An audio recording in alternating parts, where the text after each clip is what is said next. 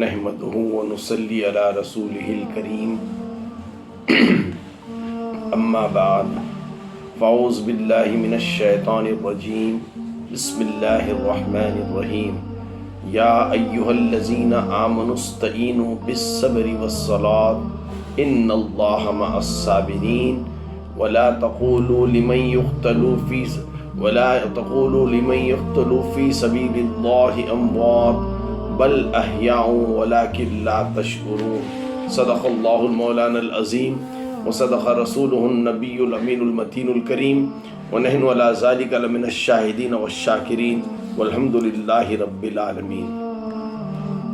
ہر در پہ گنہگار کو عزت نہیں ملتی، ہر در پہ گنہگار کو عزت نہیں ملتی، ملتی ہے تو پھر حسب ضرورت نہیں ملتی، ملتی ہے تو پھر حسب ضرورت نہیں ملتی۔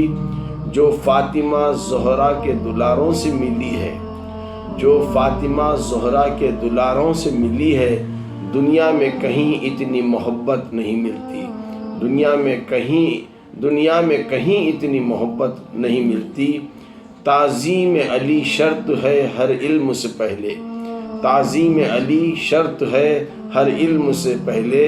اے لوگوں کتابوں سے ولایت نہیں ملتی، اے لوگوں کتابوں سے ولایت نہیں ملتی۔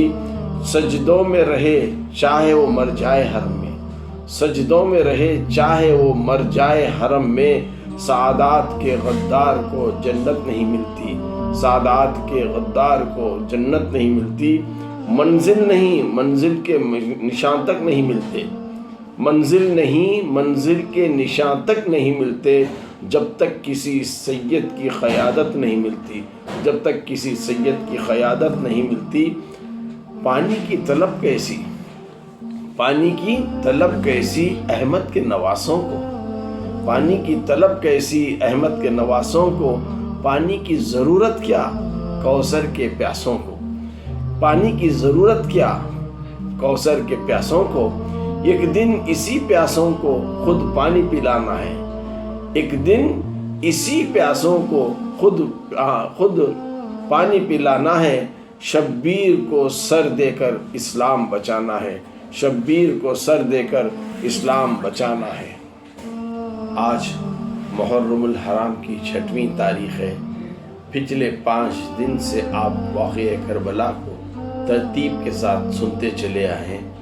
کل دل دہلا دینے والا واقعہ حضرت علی اکبر رضی اللہ تعالیٰ عنہ کی شہادت کا آپ نے سماعت فرمایا، اور اس کے بعد آج حضرت قاسم بن حسن رضی اللہ تعالیٰ عنہ کی شہادت کا تذکرہ آپ کے گوشے گزار کروں گا۔ اگر وقت ساتھ دے تو حضرت عباس کے بھائیوں کی جنگ اور شہادت کا تذکرہ بھی انشاءاللہ آج کرنے کی کوشش کروں گا۔ سب سے پہلے آئیے آج کا پروگرام ہم شروع کرتے ہیں حضرت قاسم بن رضی اللہ تعالیٰ عنہ، قاسم بن حسن رضی اللہ تعالیٰ عنہ کی شہادت کے تذکرے سے۔ یہ وہ کون ہیں؟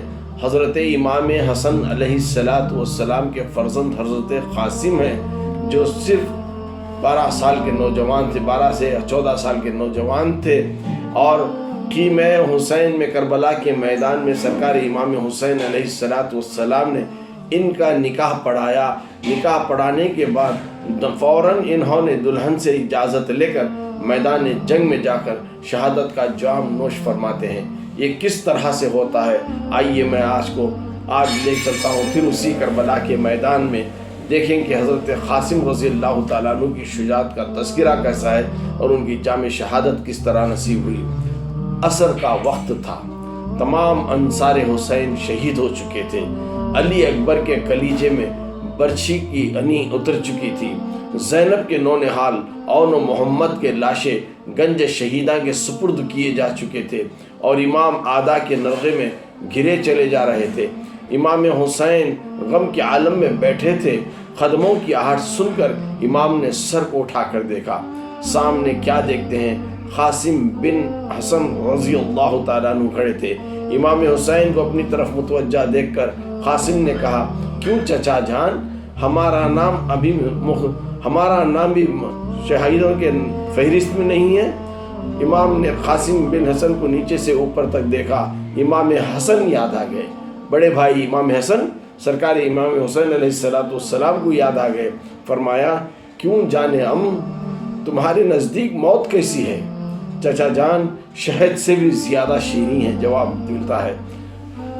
14 برس کے جان باز سپاہی کا امتحان لینے کے بعد سرکار امام حسین رضی اللہ تعالیٰ عنہ نے فرمایا قاسم تم بھی شہید ہوگے اور تمہارا چھوٹا بھائی علی اصغر بھی شہید ہوگا، تم بھی شہید ہوگے اور تمہارا چھوٹا بھائی علی اصغر بھی شہید ہوگا۔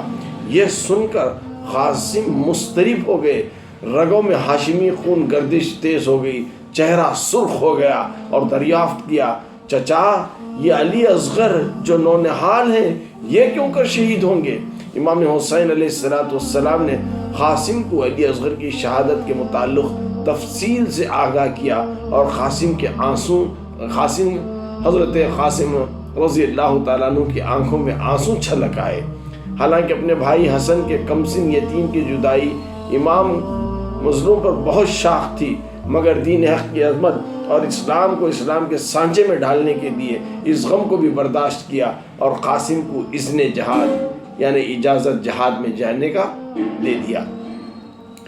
اذن دغا دینے سے قبل چچا بھتیجے لپٹ کر بہت روئے۔ اس کے بعد امام حسن کی وصیت کے مطابق قاسم نے بازو پر بندھے ہوئے تعویذ کو کھولا۔ حضرت امام حسن کی ایک وصیت کے مطابق قاسم نے بازو پر بندھے ہوئے تعویذ کو کھولا۔ حضرت امام حسن علیہ السلام اپنے فرزند کے بازو پر امام حسن علیہ السلام اپنے بیٹے قاسم کے بازو پر تعویذ باندھا تھا اور وصیت فرمائی تھی کہ اے بیٹا تم اس کو میدان کربلا میں کھولنا۔ جب وہ تعویذ کھولا گیا تو اس میں لکھا تھا بیٹا کربلا کے میدان میں اپنے چچا حسین پر اپنی جان قربان کرنے میں پس و پیش نہ کرنا۔ تعویذ کے مضمون کو پڑھنے کے بعد امام حسین علیہ السلام نے قاسم سے کہا بھائی حسن نے بھی مجھ کو یہ وصیت کی تھی کہ فاطمہ کبریٰ کی شادی سے قاسم کو کر دینا، یعنی حسن علیہ السلام نے وصیت فرمائی تھی کہ فاطمہ کبریٰ کی شادی حضرت قاسم سے کر دینا۔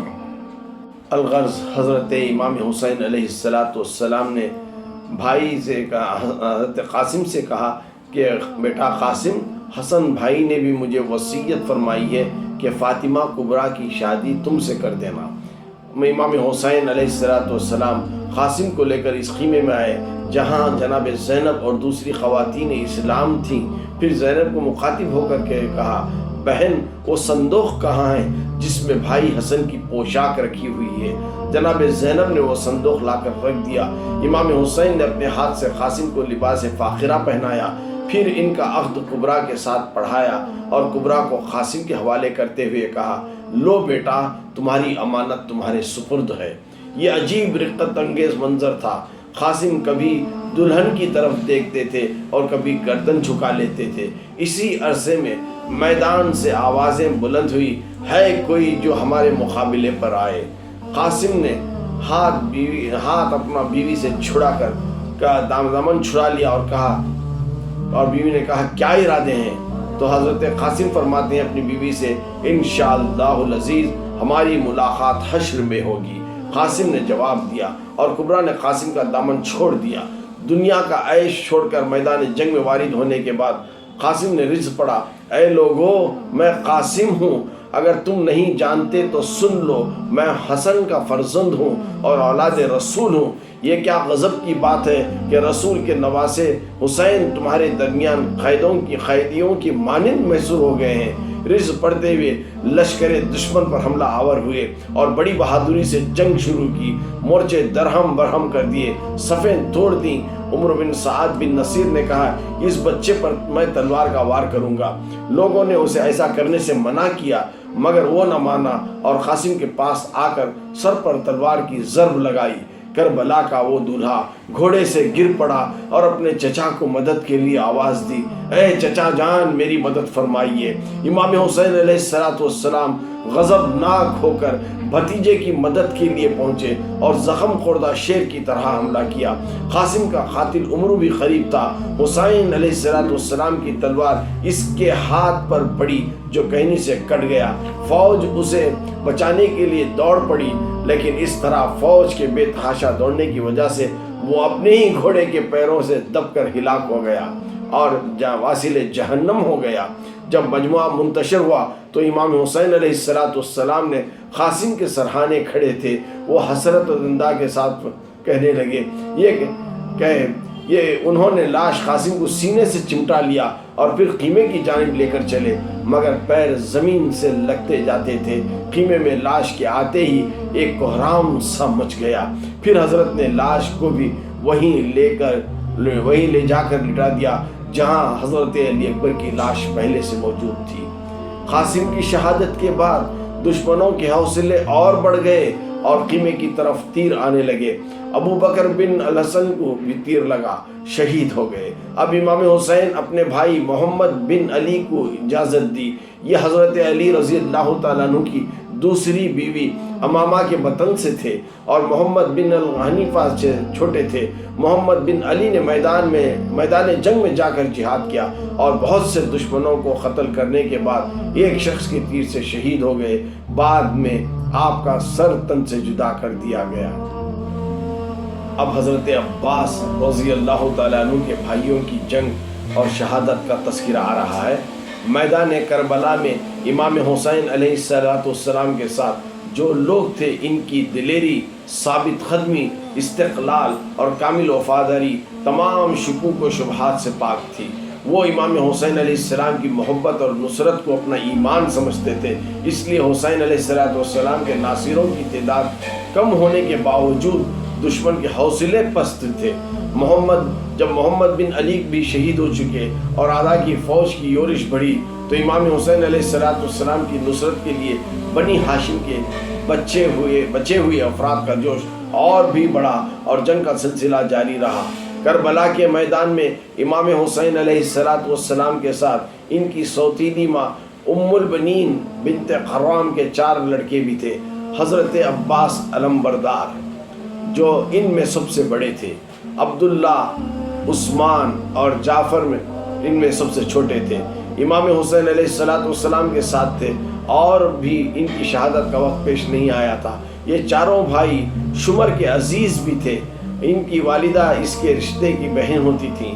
دوسرے ناصران حسین کی طرح ان کا جذبہ نصرت بھی نہایت بلند تھا اور شمر کی طرف سے ملنے والی پناہ کو یہ کہہ کر ٹھکرا چکے تھے۔ شمر نے انہیں پناہ دینے کا آفر کیا تھا، لیکن یہ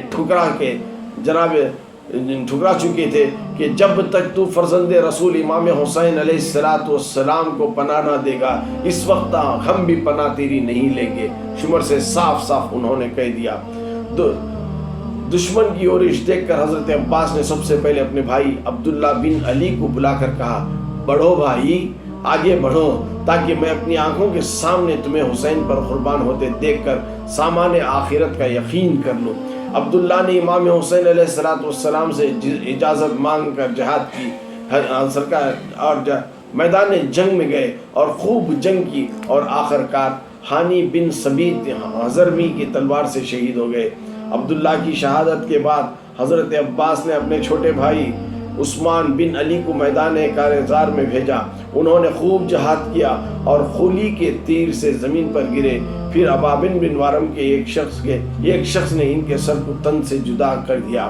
عثمان کی شہادت کے بعد حضرت عباس رضی اللہ تعالیٰ عنہ بن علی رضی اللہ تعالیٰ عنہ کو متوجہ کیا اور کہا، جاؤ، جس طرح اپنے دوسرے بھائیوں کا صدمہ برداشت کیا، اسی طرح تمہارا صدمہ بھی برداشت کرنے کے لیے میں تیار ہوں۔ جعفر نے بھی جی کھول کر جنگ کی اور جعفر بن ثبیت حضرمی کے ہاتھوں سے شہید ہو گئے۔ انا للہ و انا الیہ راجعون۔ انشاءاللہ اگلی مجلس میں حضرت عباس بن علی رضی اللہ تعالیٰ عنہ کی شہادت کا تذکرہ کروں گا اور معصوم علی اصغر رضی اللہ تعالیٰ عنہ کی شہادت کا تذکرہ بھی کل کی محفل میں ہوگا۔ جب تک مجھے اجازت دیجیے، وآخر دعوانا ان الحمد للہ رب العالمین۔